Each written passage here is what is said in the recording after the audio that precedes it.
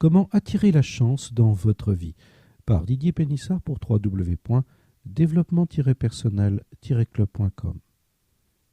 La chance serait-elle un état d'esprit? Au-delà de la question du hasard, il faut bien admettre que les personnes chanceuses adoptent un principe de vie très positif. Leur esprit est comme un aimant qui les attire dans des bonnes conditions et des rencontres fructueuses. Des psychologues s'intéressent au domaine de la chance.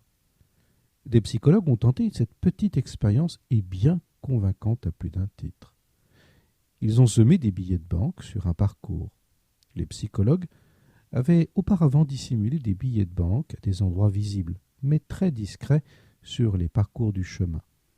Ces billets de banque étaient donc disposés sur le parcours, mais un effort d'attention particulière était nécessaire pour les détecter. 2 groupes furent sélectionnés suivant leur valeur de l'argent. On demanda aux membres de 2 groupes de se promener sur un chemin et sans but particulier. Le groupe 1, des personnes qui ont des relations difficiles avec les notions d'argent ou qui avaient une tendance lourde à considérer l'argent comme la cause des malheurs, devaient se promener le long du parcours. Vous avez une image négative de l'argent. Pensez, l'argent est une mauvaise chose, l'argent n'apporte que le malheur, seuls les gens d'un certain milieu peuvent gagner de l'argent, etc., etc., pensait-elle. Le groupe 2, même chose, mais cette fois-ci avec un groupe de sujets qui considéraient l'argent comme utile et nécessaire.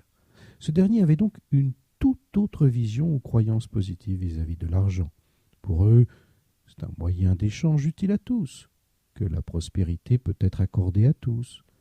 L'argent aide à servir la population en construisant des hôpitaux, des écoles, des routes.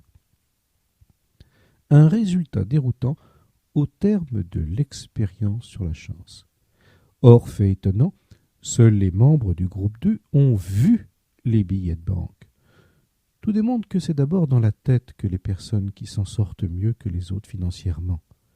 Le constat est que la grande majorité du groupe de ceux qui considéraient l'argent comme bon et utile ont vu les billets de banque, alors que le second groupe passait à côté sans rien voir.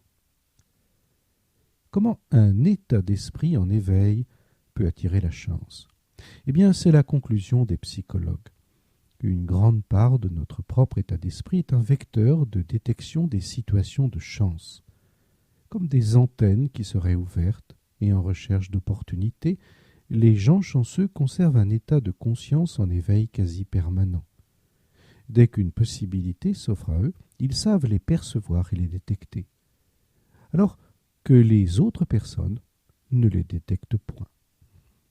Vous rencontrez des opportunités qui vous sont présentées chaque jour, chaque semaine, chaque mois, et c'est dans votre état d'esprit que les yeux de votre conscience vont pouvoir s'ouvrir ou se fermer. Portez donc un regard positif sur chaque situation, même difficile, et posez-vous la question: qu'est-ce qu'il y a de positif, de profitable, d'intéressant, d'instructif dans cette situation? Et vous ne tarderez pas donc à développer votre chance.